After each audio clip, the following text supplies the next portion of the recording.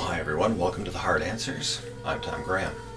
To decide what form the government should take, we need to look at the forms of government throughout history and the pros and cons of each. We do this by studying the political philosophies throughout the ages. There is a 15-hour series put together by Yale University. The link is in the description below, and I highly recommend watching it. It's called Political Philosophy. Political philosophy lays bare the fundamental problems, concepts, and categories that frame the study of politics. Political philosophy is the foundation of the political science discipline. By studying the great books and great thoughts of the past, we gain a deeper understanding of political science. Political science has taken some huge steps since the writings of Plato, but it's important to learn about the historical ideas, the benefits and consequences of them, and recognize where they still show up in today's political landscape. The same questions keep being asked even today that these philosophers attempted to answer. Plato believed that the state, the republic, was far more important than the individual. Plato believed that no state can exist without rules. The first rule of any state is that the citizen of the state are not free to choose which rules they will and will not obey. To engage in civil disobedience is not only to call the state's rule into question, it is to question the very nature of law, the rules themselves. To question the law is tantamount to destroying the authority of the law. The breaking of even a single law constitutes the essence of anarchy, of lawlessness. Plato says it is better to die than to break the law. Plato contended with individualism and struggled to find a way to domesticate the spiritedness of individuals, trying to tame the want for recognition, honor, distinction, fame, and prestige into a force for the good of the collective. Plato defines justice as when reason is at control of passions, it is called justice, and then defines how to implement it. Number one, co-education of men and women. Men and women need to be equal politically and in every job. Marriages and procreation will be for the sake of the city. Unauthorized fetuses will be aborted. Thus, a strictly Platonic relationship would be one in the service of the Republic. The only exception is for the citizens who are not able to procreate. Procreation will be by individuals, but child rearing, will be by the community, because it takes a village to raise a child. No child should know their parents, and no parents should know their child. The purpose is to eliminate the sense of individuality and family ties and replace it with a sense of community and community ties. Plato wanted a farm where the government was the farmer and the citizens were the cattle. Children must be taught the art of war. They will be spectators of war to desensitize them from this necessary evil. There should be erotic rewards for excellence and bravery, kind of like the 27 virgins for martyrs. Anyone on patrol can kiss anyone he or she wishes, giving patrolling men dictatorial power. The Platonic idea of justice concerns harmony in the city and the soul. Justice is always relative to the Republic and is defined by what binds the parts of the city together and makes it one. It consists of everyone performing what suits them best as defined by the Republic. Aristotle. Considering religion, Aristotle thought of it as something that people are entitled to engage in without the government's input, but he also said that they are entitled to disregard religion completely if they felt the need to. Aristotle collected constitutions from hundreds of countries and as comparison tools and basically supported himself as a political consultant, giving advice to many governments. Throughout history, he became the authority on pretty much everything political. Thomas Aquinas referred to Aristotle as the philosopher. No need to even mention his name. Others called him the master of those who know. Aristotle, contrary to Plato, was all about freeing the individualism that Plato sought to domesticate, because from that individualism springs forth the ability to discern advantageous from harmful, the just and the unjust. It allows people to achieve their telos, their purpose. He also did not believe in the republic above all else concept of Plato. He said, "We love those who we are most intimately related and are mostly visible to us. Our social and political nature is the result of calculation, but stems from love, affection, friendship, and sympathy, and are rooted in our reason and our ultimate purpose. These qualities make us fully human. People must be governed by a common reason. The citizens must have the same values. Although a citizen can only reach their purpose by participating in the offices of the city, freedoms only come through the exercise of political responsibility, which means responsibility and oversight over one's fellow citizens and the common good. It does not mean living as we like, but living with the knowledge that some things are not permitted, a sense of restraint of your passions, and those things are not permitted for the good of everyone.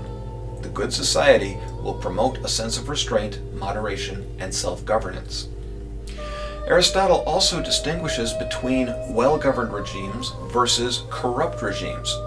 Monarchies and aristocracies are well-governed regimes. Tyranny, oligarchy, and democracy were the most corrupt.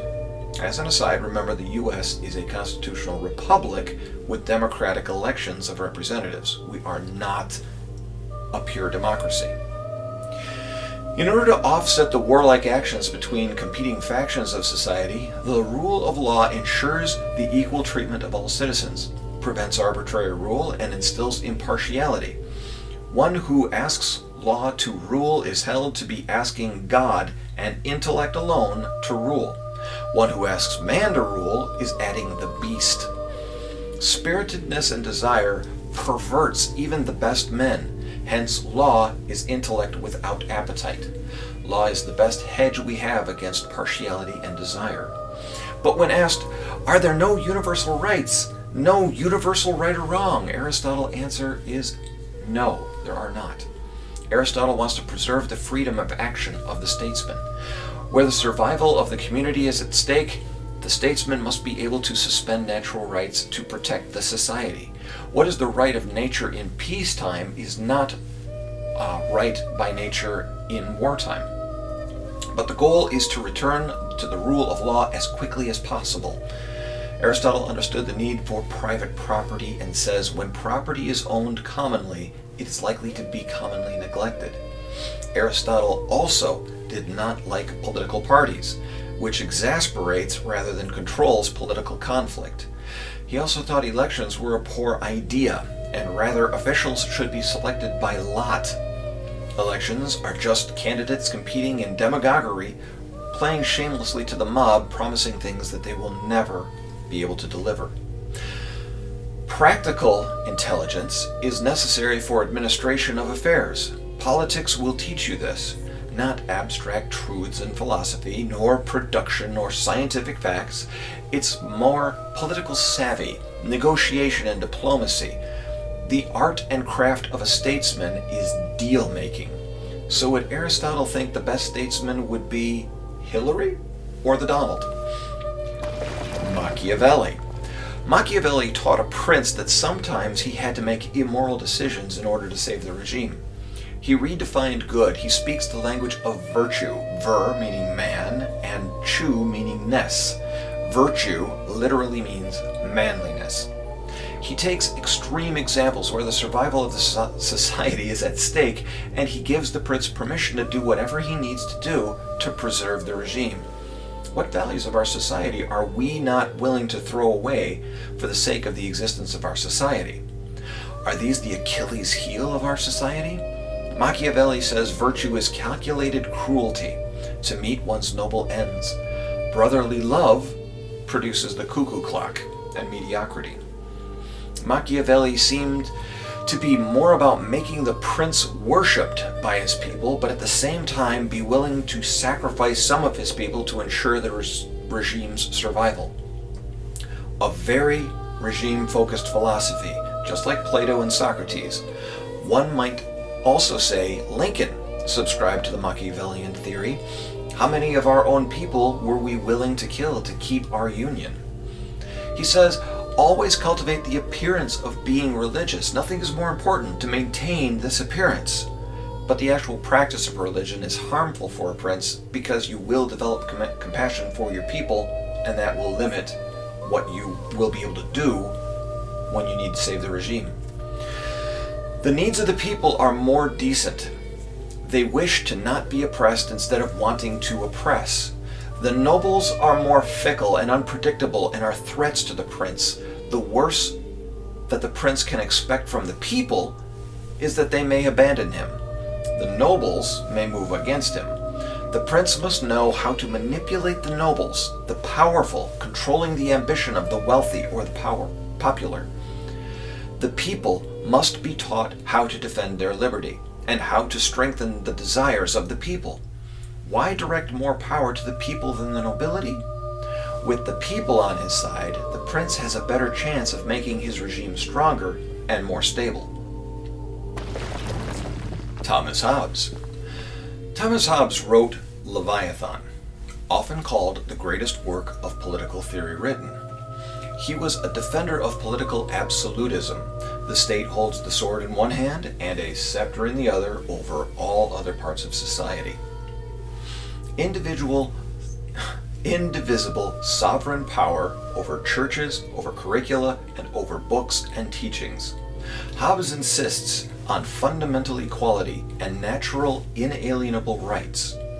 Government is by the consent of the people, authorized only to protect the interests of the people. Where Aristotle argues that all action is goal-directed toward making something better or preventing it from becoming worse, Hobbes thinks that human motivation is mostly negative, not to do something good, but to avoid something unpleasant.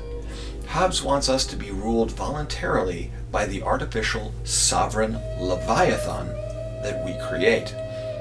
He says reason is born of work, by identifying things that the methods and systems in which they work, then by identifying how to manipulate those things, methods, and systems to make them do what we want them to do. Hobbes' great question in the case of Leviathan was, what makes authority possible? What is the source? What renders it legitimate? Hobbes describes a state of nature, a condition of maximum liberty, where the life is solitary, poor, nasty, brutish, and short. Nature does not unite us in peace, solidarity, and friendship. Only human contrivance can bring about peace. War is primary, peace is derivative. To say that the state of nature is solitary and individualistic is not to say that it's a state of isolation. It may have regular contact, but the relations are unregulated. No one has the natural authority over anyone else. Authority only exists by the consent of the governed. Relations in a state of nature being unregulated make it a potential war of all against all. It's not a constant state of war, it is one of permanent fear and mistrust. It is fair to say that Hobbes thinks international relationships, even today, exist in a state of nature because there is no regulating body with authority, no Leviathan to enforce international law. He asks you to ask yourself, when going on a journey, do you take a gun? When you sleep, do you lock your doors? Even at home, do you lock your chest or your safe, your garage or car? Even though there are laws ensuring that any wrong done to you will be avenged. What opinion do you have of your fellow citizen? This is in a fully functional society, what would you do in a state of nature? The state of nature exists whenever the laws are not being enforced. If we feel our lives, property, or even our borders are not secure. Hobbes says that we consent to be ruled because of our fear that in a state of nature we may lose our stature, and because our pride and vanity we submit to authority strategically in the potential war between all individuals. Hobbes made 19 rules of practical reasons for securing our well-being that everyone who wishes to eliminate or at least subdue the fear must submit to. Basic laws of society that stress the basic human right to life and contract. You must do what you say you're going to do, and you can't deprive anyone from their right to pursue happiness. Hobbes also says that we must create a sovereign to rule, and you must divest yourself of rights the state of nature allows you, the right to kill, steal, rape, or enslave. But the sovereign must have unlimited power, and because it creates the law, it is incapable of acting unjustly. John Locke. John Locke is known for his 2 books or treatises. The first treatise is a criticism of Robert Filmer's Patriarcha, which argues in support of the divine right of kings. According to Locke, Filmer cannot be correct because his theory holds that every man is born a slave to the natural-born kings. Locke refuses to accept such a theory because of his belief in reason and in the ability of every man to virtuously govern himself according to God's law. The second treatise is Locke's proposed solution to the political upheaval in England and in other modern countries. This text laid the foundation for modern forms of government and for the Constitution of the United States. Locke redefines the Hobbesian state of nature as a peaceful place in which all of God's creatures will respect each other's God-given freedoms with a natural morality, and that people whose rights are offended gain the right to take from the offender in kind. People who steal and make war can be destroyed morally, since these people are like the beasts with no moral compass, basically calling them an abomination towards God for not respecting the God-given rights of others and the natural moral code of peace. Locke indicates that the very freedom of such beings enjoyed in the state of nature leads to the abuse that freedom, or leads us to abuse that freedom, which leads us to the formation of a civil government. Locke also had a theory of property, that our labor, our developing of a property, gives us claim to it. Locke also advocates self-ownership and ownership of our own labor, that the natural law dictates a right to private property. It is to secure that right that governments are established. He was the first person to say that the greatest intention of people forming a government is to protect property rights. Locke says that those who work to improve and develop nature, who add to nature through their labor, are the true benefactors of humanity. God gave the world to men in common, but since he gave it to them for the benefit and the greatest conveniences of life that were capable to draw from it, it cannot be supposed that God meant it to remain common and uncultivated. God gave it to the use of the industrious and the rational, and not to the fancy or the covetousness of the quarrelsome and the contentious. That state will be a commercial state, encouraging industriousness. Plato and Aristotle considered commerce as being subordinate to the life of the citizen. Plato wanted a type of communism of property. Aristotle thought of the necessity of private property, but simply as a means to allow a few citizens to engage in political life. The economy was always subordinate to the body politic. Locke turns that on its head. He says the introduction of money into the state of nature makes unlimited capital accumulation not only possible, but a moral duty. To enrich ourselves, we have to work for the benefit of others. In other words, when we make iPhones and fast food restaurants, inexpensive automobiles, houses and food, the internet, yes, we get rich making them, but the fact that we get rich indicates how much good we are doing for society. James Madison agrees in Federalist Paper number 10, stating the protection of different and unequal faculties of acquiring property is the first object of government. So protecting unequal outcomes is the first object of government. Locke says that the government authority comes from the consent of the governed, because part of a community to ensure his or her security, comfort, and peaceful living. Locke claims that whatever kind of government, it must limit the power of the sovereign. Consent does not mean consent to arbitrary rule. It's a theory of constitutional restraint, rule of law, limited government, and the only kind of government that can be trusted. Locke then goes on to define the three branches of the limited government and their appropriate duties, and a system of checks and balances. This is what the U.S. used as a blueprint for our government.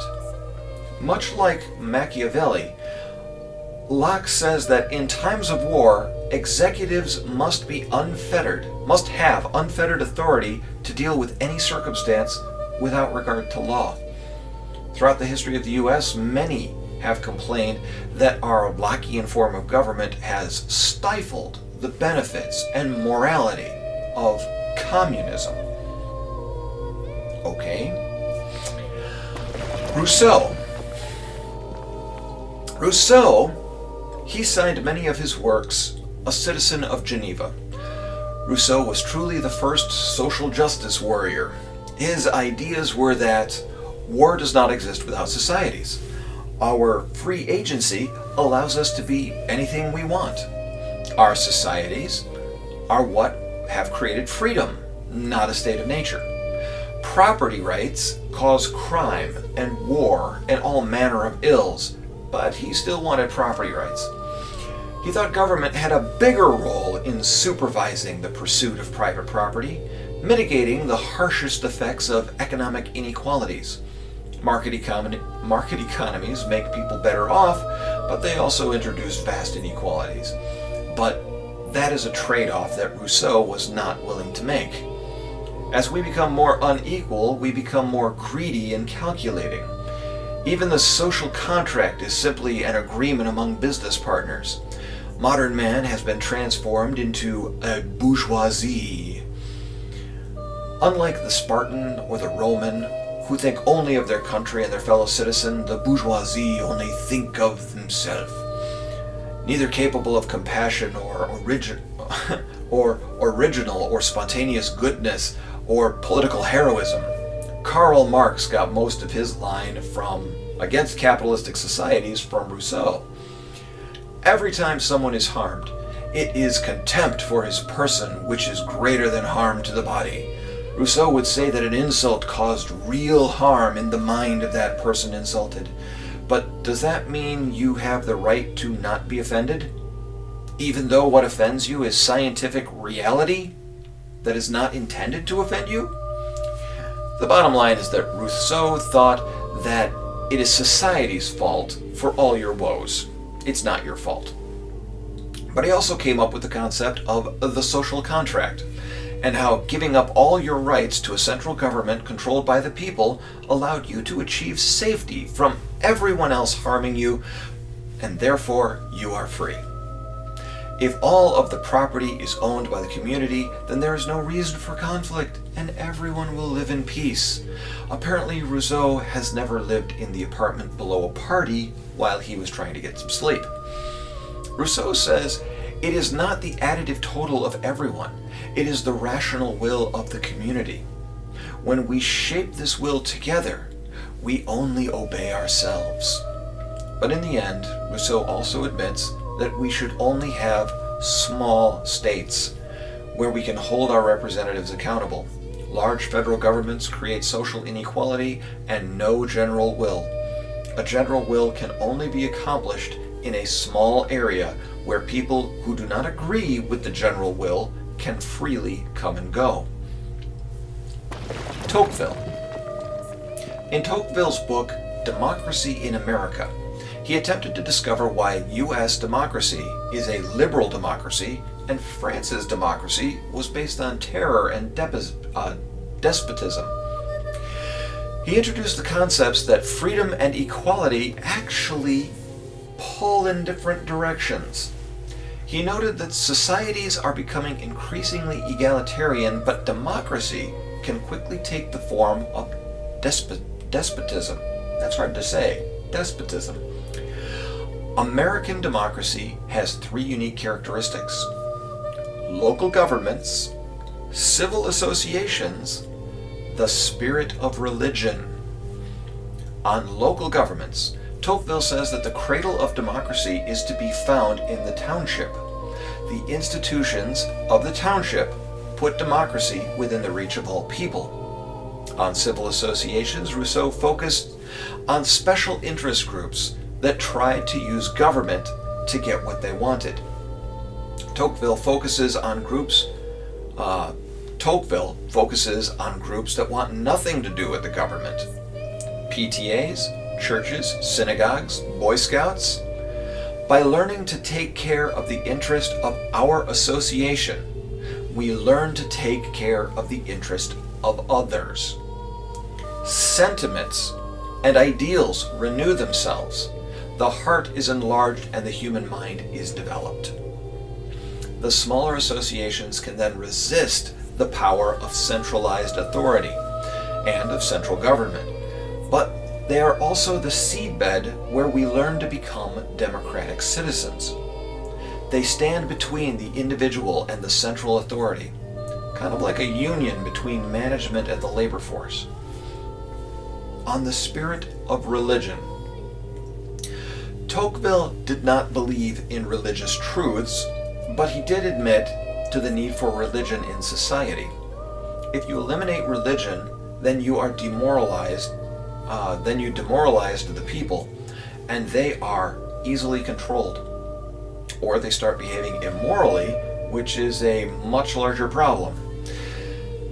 In a time of more and more scientific advancement, faith is a necessary component of our belief that we are free agents, and not at the whim of causality without blame for what happens, because what happens is simply a consequence of circumstance. Faith creates personal accountability to God, which creates a peaceful, law-abiding society. Toqueville is deeply worried about democratic tyranny. Rule of the many means rule of the poor majority and their needs. A class struggle between the rich and the poor.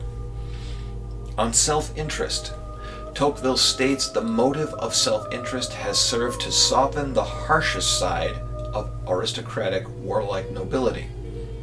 Self-interest, well understood, is a kind of antidote to the ethic of fame and glory. And yet Toqueville laments the loss of the older code of honor and chivalry. By contrast, self-interest, well understood, is not lofty. It is clear and sure. It's reliable and predictable. It is not a virtue itself, but it forms people into regulated, temperate, moderated, foresighted masters of themselves. Of all philosophical theories, the doctrine of self-interest, well understood, is the most appropriate to the needs of the men in our time.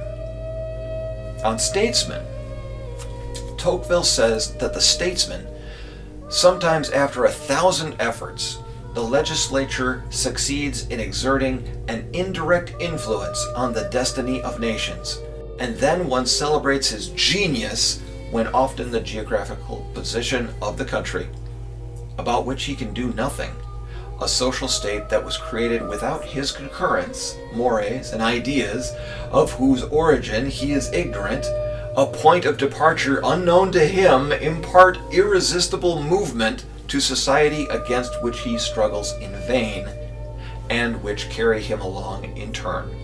So basically, the statesman can affect change, but only in an incredibly minor way. But Toqueville also opposes all intellectual and philosophical systems or historical determinism that denies us the power of human agency. Self-abnegation is just as dangerous as self-importance, especially when talking about history and politics.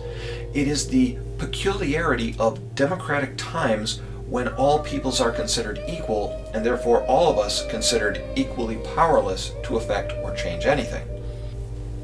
In summary, there are and always will be some people who honestly believe that the greater good comes before the individual in all cases. There are and always will be some people who honestly believe that the individual comes before the greater good in all cases. Because we have a great deal of both in the United States, we need a government that allows for both. Until individualism was embraced, property rights didn't exist. It seems that until individualism was embraced, religiosity also was not embraced by the philosophers. They believed that the government should provide the values to be taught to the children. In some cases, children should not know their parents or their parents' values, and religion conflicts with their worldview. But then philosophers started embracing the fact that religiosity was good for society, because it allowed individuals to be more individual and at the same time domesticated the passions of the beast. Many people in the United States are religious and many are not. We need a government that recognizes both. Machiavelli says, always cultivate the appearance of being religious. Nothing is more important to maintain that appearance, but the actual practice is harmful. So Machiavelli believes religiosity is good for societies, but bad for kings and princes, who must sometimes act in the best interest of their regime at the expense of their people. This division of collective governments versus self-governance was further extrapolated upon by the Hobbesian state of nature as an brutish, ugly, short existence versus Locke's state of nature as a peaceful place in which all God's creatures will respect each other's God-given freedoms with a natural morality. All the great philosophers agreed that the law must be held to the highest regard. Without law and justice, societies cannot flourish. And a government of the people is the only way for a society to be free, because the law is simply the rules the contact creates, or the society creates, for itself to follow, which is just another definition of freedom, being accountable only to yourself. However, Machiavelli shows us that sometimes government needs to act outside of the law for the good of society, especially in foreign affairs. So should a leader of a country be bound by its laws when dealing with foreign powers? What about Guantanamo Bay? Philosophers tell us that we should try to minimize corruption in government. Individuals with few assets are easily corrupted with money. Oligarchs are corrupted through competition for power. A monarch has all the power and controls all the money. So the only thing left for him or her is to gain the people's worship. All philosophers despise democracy. They hate it. It's awful, calling it easily corruptible. But most philosophers also despise monarchies and other totalitarian regimes because they do not derive their power from the consent of the people. However, because monarchies and aristocracies are considered far less corrupt than oligarchies and democracy, it may make sense to utilize the anti-corrupting circumstances of each in our own government, perhaps by appointing Supreme Court justices for life. Locke figured out a way to combine law and democracy and to minimize the corruptibility of the government by separating its powers into different branches and giving those separate branches power over each other in a system of checks and balances. The Congress being the statesman with oversight of the executive with monarch-like power restrained only by the law, and judges who exist as a unit uncorrupted by democracy, who can overrule both the Congress and the President when they go outside the constitutional boundaries. In the last 50 years, however, it has become clear that executive leaders want the worship of the people, and knowing that they cannot gain the worship of all the people, they settle for half. They know that catering to the corruption of the individual will turn half the country against the other half, building a wall of human bodies between them and the separate government body intended to check and balance them. So even though Locke minimized the known corruptions of politics, the new corruption remains unaddressed, and that would be a two-party system. Toqueville was correct to fear that the majority of poor would start voting their self-interests, and as a result, we have Medicaid, Obamacare, and 47 other federal government-funded schemes to redistribute wealth from the rich to the poor. Please click the subscribe button to see more videos like this. If you disagree with me, please leave a comment. My ears are always open, and I learn new things every day when people disagree with me. I'm Tom Graham. I'll see you next time on The Hard Answers.